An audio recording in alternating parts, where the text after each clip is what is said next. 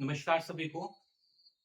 जैसे कि आज हम अपना फोर्थ वीडियो लेके आए हैं जिसका टॉपिक है कंस्ट्रक्शन ऑफ फ्रीक्वेंसी डिस्ट्रीब्यूशन।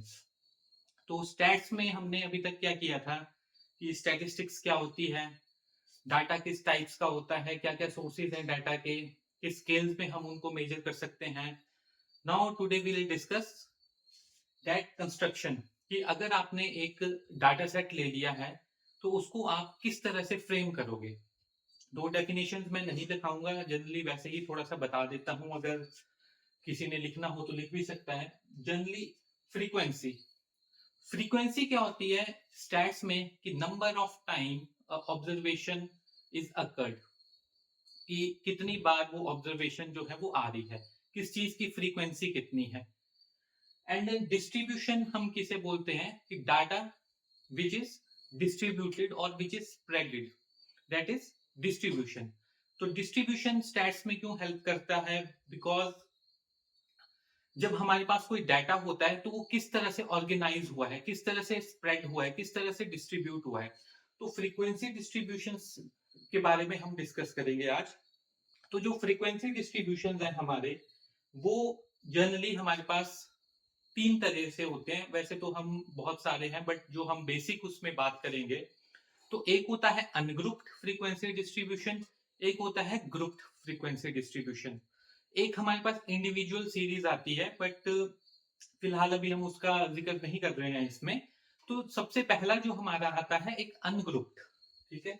तो पहला जो हमारा डिस्ट्रीब्यूशन आता है दैट इज अनग्रुप्ड।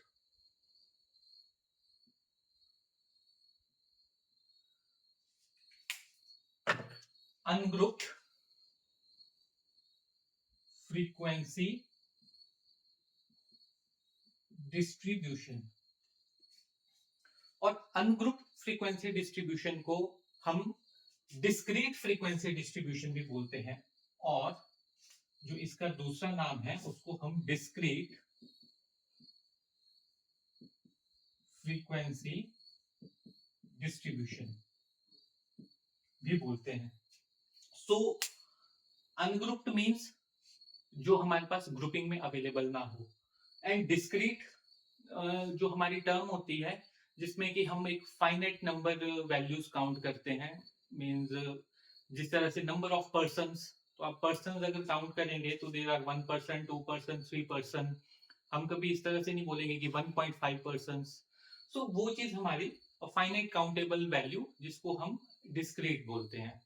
अगर हम मार्क्स की बात करें तो मार्क्स हम बोल सकते हैं कि 10.5 है, 10.25 है। बट जैसे नंबर ऑफ पर्सन्स है तो वो चीज हमारी क्या आती है डिस्क्रीट में। तो पहला जो हमारा एक डाटा ऑर्गेनाइज होता है वो होता है अनग्रुप्ड फ्रीक्वेंसी डिस्ट्रीब्यूशन या डिस्क्रीट फ्रीक्वेंसी डिस्ट्रीब्यूशन। एग्जांपल हम इसका करेंगे। तो इससे पहले थोड़ा सा आपको जो कंसेप्ट है वो समझना पड़ेगा इंडिविजुअल सीरीज का। एक हमारा कंसेप्ट आता है इंडिविजुअल इंडिविजुअल सीरीज।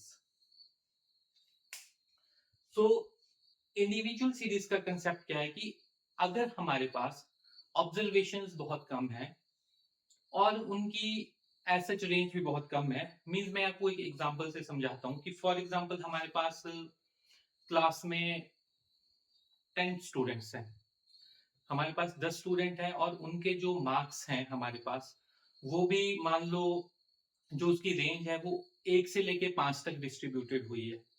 यहाँ पे थोड़ा सा मैं इंडिविजुअल का पहले आपको हल्का सा कंसेप्ट बता देता हूँ कि हमारे पास मान लो क्लास में 10 स्टूडेंट है, S1 S2 up to so on S10। 10 students हो गए। अब हमने किसी सब्जेक्ट में मान लो स्टेटिस्टिक्स में ही इनका कोई टेस्ट लिया है, उस पर उनके मार्क्स रिकॉर्ड किए हैं। तो मान लो मार्क्स का जो हमारा पेपर था वो 5 नंबर का था। तो मार्क्स डिस्ट्रीब्यूट कहाँ से होंगे, या तो किसी के सबसे कम आएंगे, 0 आएगा, कुछ भी नहीं आएगा, या मैक्सिमम 5 आएंगे। तो यहाँ पे हमारे पास क्या है, जो रेंज ऑफ मार्क्स है, range of marks that is minimum value सबसे कम 0 आएगी, इसको हम यहाँ पे कर देते हैं मिनिमम वैल्यू।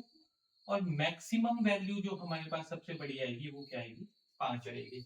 तो इंडिविजुअल सीरीज क्या है कि हम इस तरह हर एक स्टूडेंट के मार्क्स लिख सकते हैं कि 1 के इतने थे स्टूडेंट, 2 के इतने थे, 3 के इतने थे, 10 स्टूडेंट के इतने थे, और वो हमारी क्या बन गई, इंडिविजुअल सीरीज।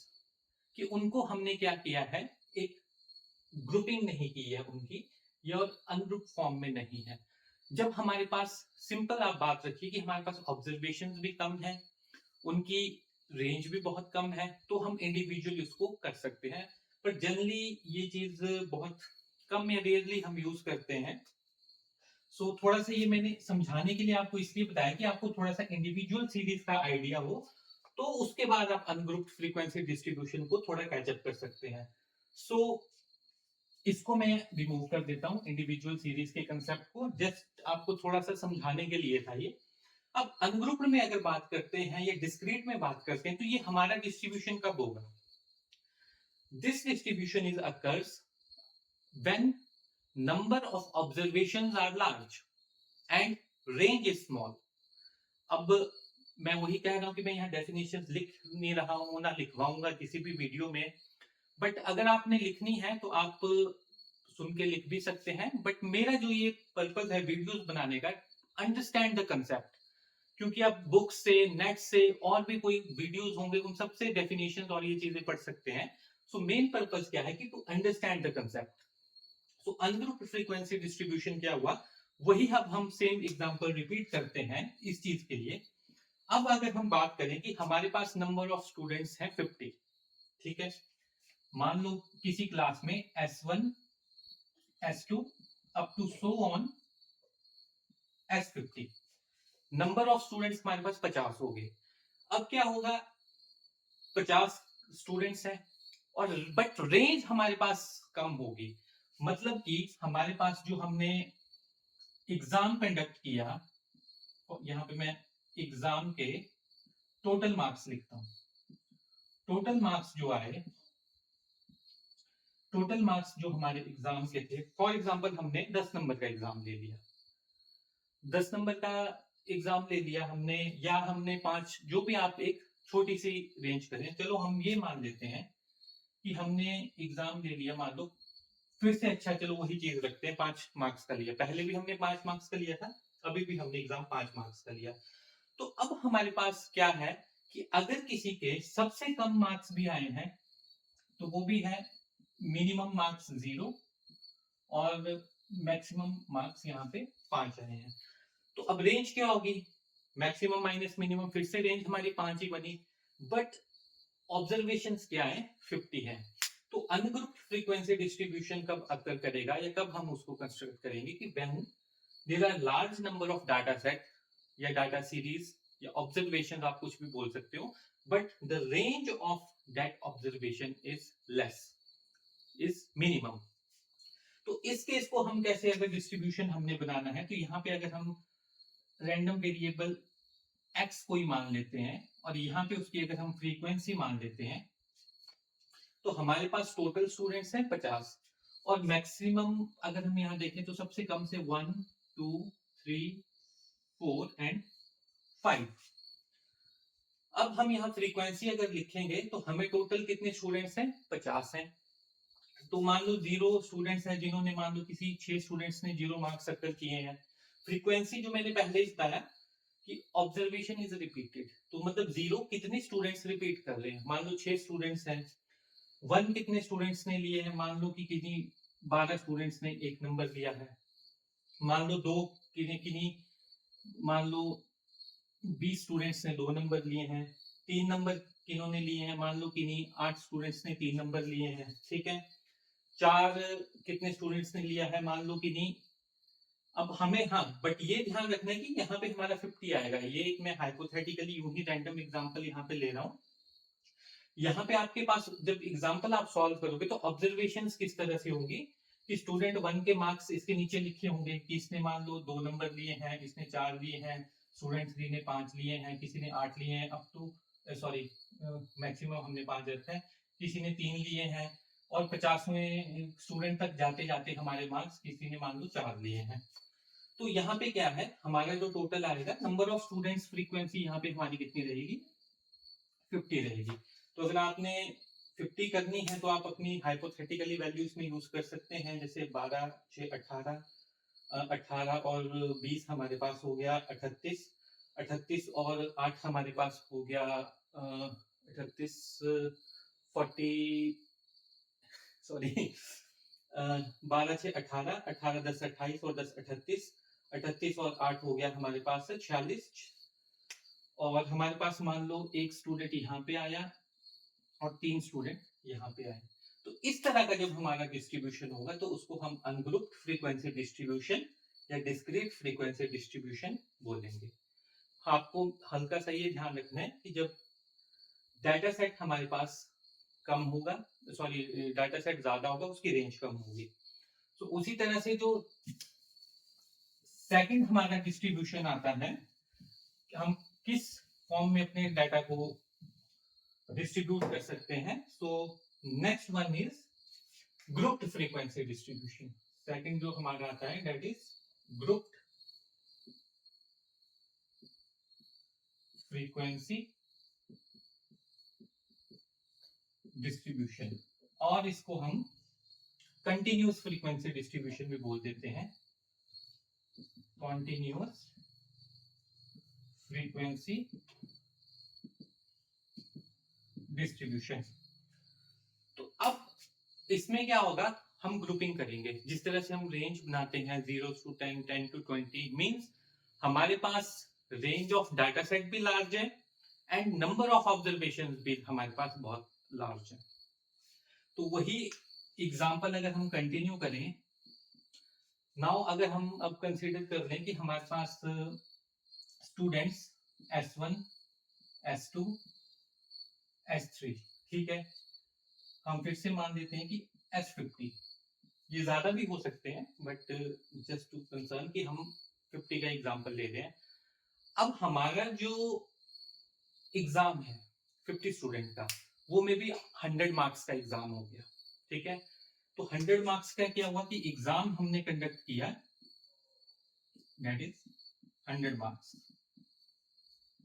तो अब हमारे पास जो नंबर आएंगे स्टूडेंट्स के, वो सबसे कम किसके 0 भी आ सकते हैं, पॉसिबिलिटी तो नहीं होती है बट हाइपोथेटिकली अगर हम इसको मान रहे हैं, और मैक्सिमम किसी ने 100 भी ले लिए, तो हमारे पास रेंज क्या है डाटा सेट की, 100 बन रही है। बट चलो अगर हम ये कंसीडर करें कि सबसे कम किसी ने 20 नंबर लिए हैं या 25 लिए हैं, मैक्सिमम 100 लिए हैं, तो अब क्या है हमारे पास यहाँ पे क्या है, range of marks is high. जब रेंज हमारे पास ज्यादा है तो हम फ्रीक्वेंसी को डिस्ट्रीब्यूट कैसे करेंगे, क्लासेस बनाएंगे इसमें। तो जैसे कि क्लासेस जब हम बनाते हैं तो क्लासेस हम 0 to 10, 10 to 20, 20 to 30 किसी फॉर्म में भी बना सकते हैं, बट जनरली इसका एक रूल भी होता है आपको क्लासेस बनाने का। तो पर्टिकुलर मैं उस लेंथी प्रोसेस में नहीं जाऊंगा क्योंकि वीडियो काफी लंबा हो जाता है, बट थोड़ा सा मैं आपको बेसिक आइडिया दे देता हूँ कि अगर हमने इसी ही चीज को कंटिन्यूस में कन्वर्ट करना होगा तो हमारे पास क्या हो जाएगा डाटा, मान लो कि हमारे पास हम रेंज बना रहे हैं 0 to 10, यहाँ पे ये हमारी क्लासेस बनेगी, यहाँ पे फ्रीक्वेंसी आ जाएगी 10 to 20, 20 to 30 up to so on, मान लो 90 to 100 तक हमारी ऑब्जर्वेशन आ रही है। तो अब क्या होगा कि मान लो 0 से 10 नंबर किसने लिए हैं, किन्हीं 4 स्टूडेंट्स ने लिए हैं, ये किन्हीं 6 ने लिए हैं, ये किन्हीं 8 ने लिए हैं। इस तरह से हमें यहाँ पे अपनी जो फ्रीक्वेंसी है टोटल 100 स्टूडेंट है तो 100 करने हैं।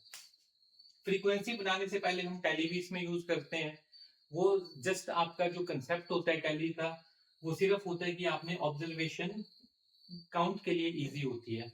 वो एग्जांपल है, अगर आपको एग्जांपल इसका चाहिए होगा तो मैं नेक्स्ट वीडियो में उसको बना सकता हूं अगर आपका कमेंट या जिस तरह से भी कोई आएगा, बट अभी मेरा पर्पस था कि कंस्ट्रक्शन कैसे करते हैं और ये डिस्ट्रीब्यूशन आपके होते क्या हैं। सो ये हमारा आ गया, इस तरह से फ्रीक्वेंसीज बनेगी और इसमें कुछ हमारी टर्मिनोलॉजीज भी यूज होती हैं कंटिन्यूअस फ्रीक्वेंसी डिस्ट्रीब्यूशन में, जैसे क्लास लिमिट, ठीक है। तो जैसे ये चीज हमारी लोअर लिमिट आती है, जो ऊपर आती है उसको हम अपर लिमिट बोलते हैं। एक हमारा क्लास इंटरवल आता है इसमें, क्लास इंटरवल। तो क्लास इंटरवल क्या होता है? द गैप बिटवीन, जैसे यहाँ पे 10-10 का इंटरवल है तो क्लास इंटरवल होता है। और कंटिन्यूस फ्रीक्वेंसी डिस्ट्रीब्यूशन को हम फॉर्मूले के थ्रू भी बनाते हैं, बट वो हम किसी एग्जांपल में भी कंसीडर कर सकते हैं अगर आपका हो। तो अभी मेरा सिर्फ कंसेप्ट था ये कि जो आप डाटा रिकॉर्ड करते हैं, ऑब्जर्वेशंस, तो अगर आपने वो डिस्ट्रीब्यूट कर दिए तो किस फॉर्म में उसको आप समराइज कर सकते हैं, या डिस्क्रीट में कर सकते हैं, या कंटिन्यूस में कर सकते हैं, ग्रुप या अनग्रुप में। अगर इसके एग्जांपल्स आपको चाहिए होंगे तो मैं नेक्स्ट वीडियो में वो भी बना सकता हूं। तो आज के लिए thank you, hope you like this video, thank you.